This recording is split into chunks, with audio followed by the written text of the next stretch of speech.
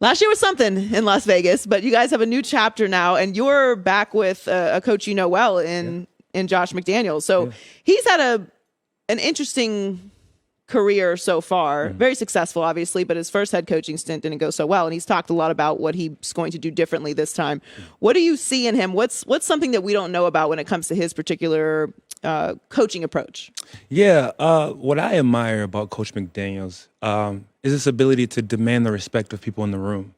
And when you're a coach, especially a head coach at that, that's a very good characteristic to have. And one thing people, do know, but it's not magnified enough, is that Josh has the experience. He's been to about 9 Super Bowls and he's won 6.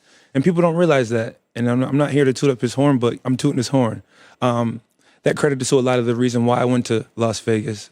Also, besides to play with Maxx Crosby and having being familiar with the front office. But Josh McDaniels is a hell of a guy. He demands that respect, and I think that's a very great characteristic to have as a head coach. You can toot his horn. He's your head coach. Mm-hmm. Of course. We'll allow it. That's my guy. So you mentioned Maxx Crosby. Yeah. We've had Maxx on the show before. Big fan of Maxx. Mm-hmm. But just from a football standpoint, talk about how beneficial it is to have someone like Maxx on the line with you. Well, obviously, when you're playing football, there's 11 guys on each side of the ball. And when you have a player that's a little superhuman, like I'll call Maxx, or a player that's very talented, sometimes you have to put 2 people on him. And when you do the math, you can't double team everyone. Right. So knowing knowing Maxx is one of those players that demands double teams. He demands that respect. I thought about that. I said, hey, you know what? I feel like I'm one of those players that demands double teams. They have 11 guys. We have 11 guys. They don't have enough to double team both of us. So the opportunity to rush on the opposite side of Maxx Crosby, that did credit to a lot of the reason why I came here. But it's going to be fun, and it's been fun. Maxx loves football, so just being in the locker room with him, his locker's right next to mine, talking to him. He's a guy that loves football, and it makes work easy, for sure. He's talked about working with you so far. Mm-hmm. How would you describe yourself as a vet? Because you're a big man on campus. Yeah. So how do you try to influence younger players? Are you kind of like, just a little bit of advice? Are you more aggressive? You know what? That's a really good question, actually, because just the other day, I kind of had my old man moment. Yeah, for sure. My old man moment. And I'm 32. I've been in the league. This will be my 11th year. But one of the players called me OG. And I kind of looked at him. I'm just like, wow, I didn't know I'm OG. I think when I first got in the NFL, I was calling Vince Wilfork OG. Hey, what's up, OG? And I think I was sitting there putting my socks on, and I think it was Jonathan Abram. He came up to me and he's like, hey, OG, what time we got to go work out? I'm just like, wow, I am OG. I'm OG. But the guys, they welcome me with open arms. Everyone, I'm very easy to talk to. I get along with everyone, so it's been great. The first day there, I did kind of have that first day of school moment. You don't want to do the wrong thing or say the wrong things, but it's definitely cool now. Yeah, sure. You are OG, Chandler. Yeah. 10 years is OG. Thanks. For sure. It's like the first time you get called auntie. I'm like, oh my God. Or they're like, ma'am. I'm like, well, that's fine. I'm in my mid-30s. I'll allow it. Yeah.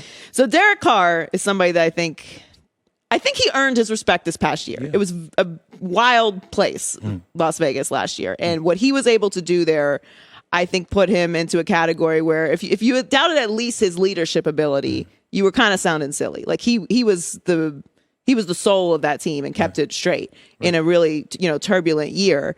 What is Derek Carr like? What is his leadership style? Because he seems like he's like a little bit quiet, but he has that little edge to him every once in a while. Yeah.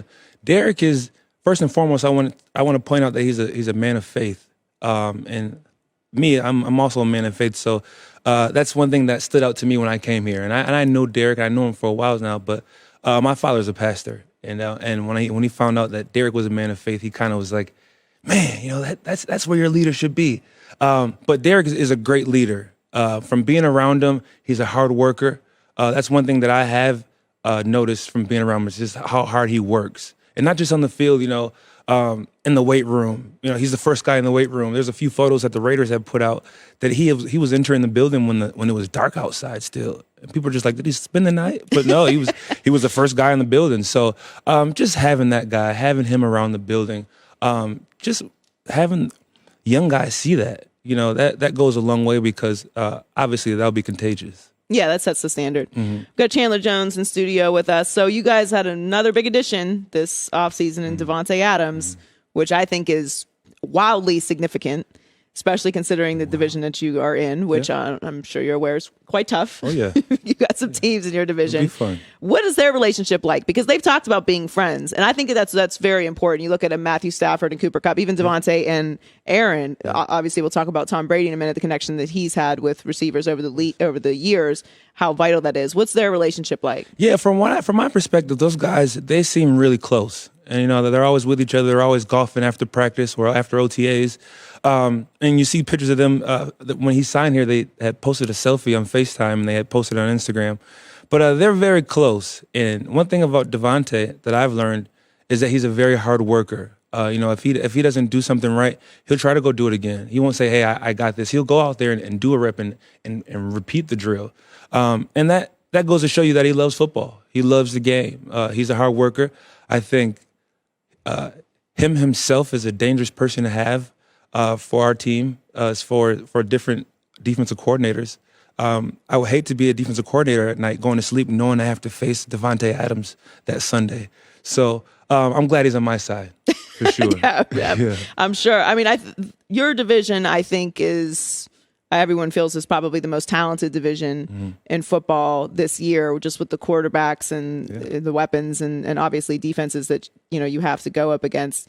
So it's going to be an interesting, exciting season for you guys. So I have to ask you, speaking of hard workers, of course.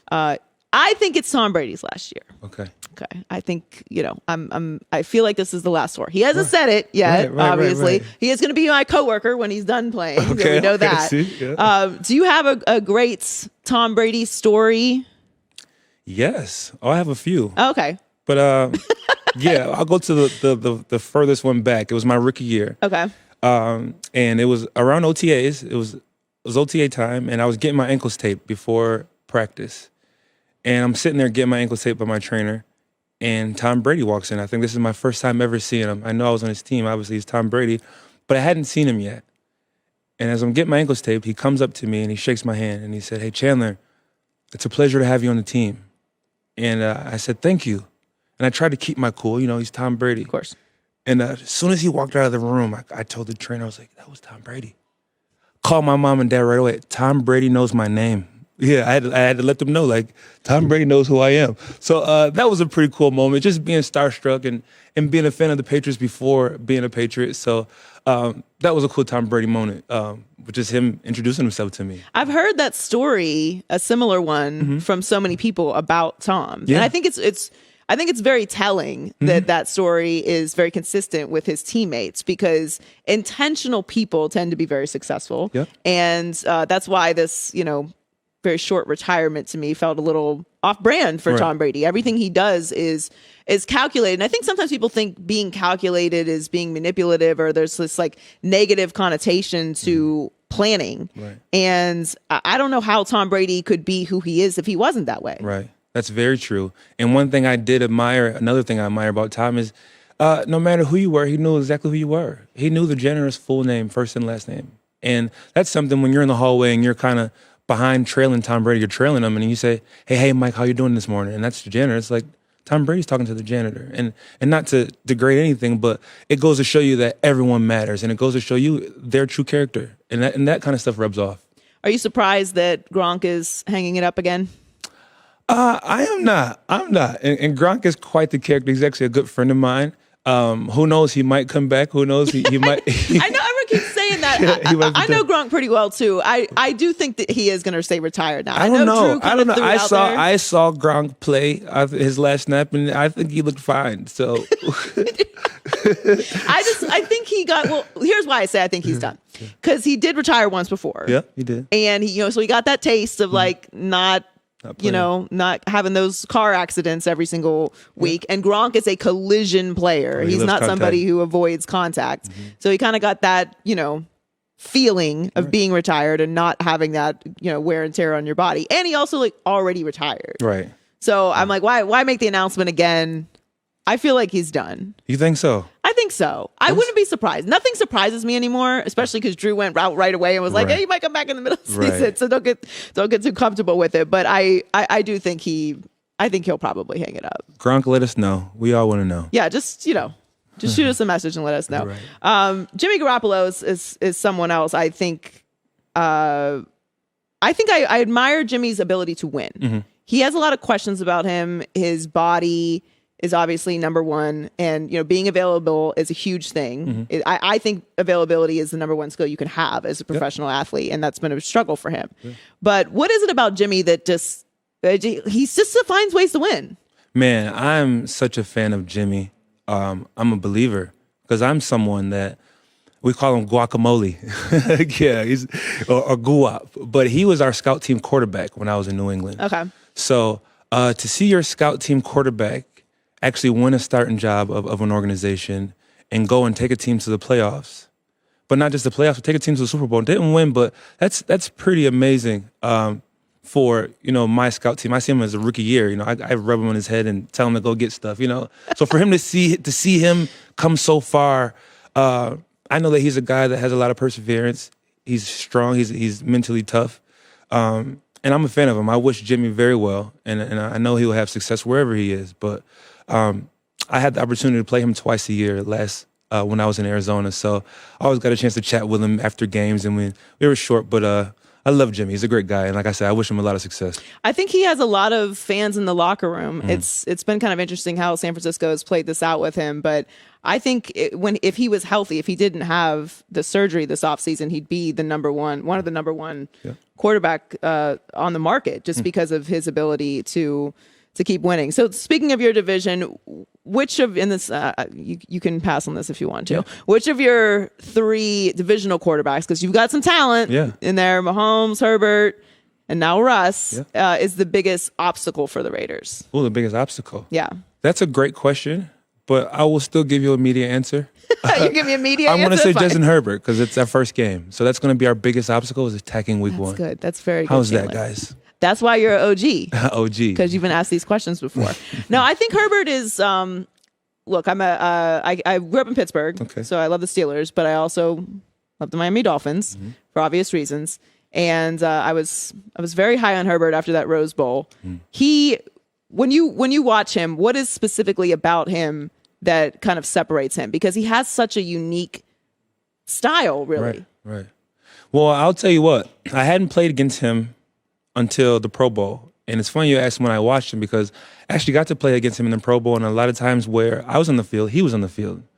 But one thing I did realize about Justin is his ability to place the ball. And a lot of quarterbacks don't have that. And when I say that, it's not just throwing a good ball, but being able to know how to throw it at the guy's feet. A lot of times quarterbacks, when it's close to the end zone, you're supposed to throw it low. Or when it's back to the back of the pylon, you're supposed to throw it high. And he had made a throw in the Pro Bowl specifically that I remember that it was literally right by my feet and I couldn't grab it. And he threw it there on purpose, knowing that, hey, this is away from the defender and and it was a touchdown. And for a guy to be that young and having that precise passing like that, it's dangerous. So I'm a fan. Hopefully I can get after him too at the same time. A fan, but not that good. Not too much of a fan. Chandler Jones joining us in studio, Raiders defensive end. Got to ask you about Bill Belichick before you go. Bill Belichick, I have a sneaky suspicion that Bill Belichick is not as much of a curmudgeon as he puts out. He's obviously very cranky. We're on to Cincinnati. Right. Which I respect. This is very Popovich. Those triple OGs have a certain way they want to handle the media, which I get. Exactly. But is he a little warmer than he presents publicly, or is he's like that all the time? I think because I've seen some Halloween pictures where he's getting a little loose. Yeah, I think he is exactly what you see on TV. He's that same person. I'm pretty sure he has his times or he has his moments where he might get a little goofy. Who knows? But he's that person. Is the same person that you call mumbling on the news. That's how he talks, and he's a great guy. Like he said, he has a dynasty, and I wish him success for sure. Yeah, I mean, I think he's one of the greatest, if not the greatest, NFL coach of all time. It's it's been interesting as of late, but I really am looking forward to the tea. Once Brady and Belichick are out of the league and we can get all these documentaries and the stories, it's going to be a good time. Well, thank you so much for joining us, Chandler. It's been great. Awesome to meet you. Best of luck in Vegas. What's something that all the fans don't know about Vegas, about the Las Vegas Raiders, that we should expect this year? What the fans don't know is that these Las Vegas Raiders are working hard. We have a team full of guys that are hard workers, guys that love football and guys that are bought in. And I think that's very important and very advantageous for a successful football team. I'm looking forward to seeing you guys play this year. Thanks so much for joining us. Thank you. Hi, everybody. Thanks for watching. Subscribe here to get the latest from the show. Also, be sure to check out more of the best clips from The Herd or go watch a few segments from other shows on FS1.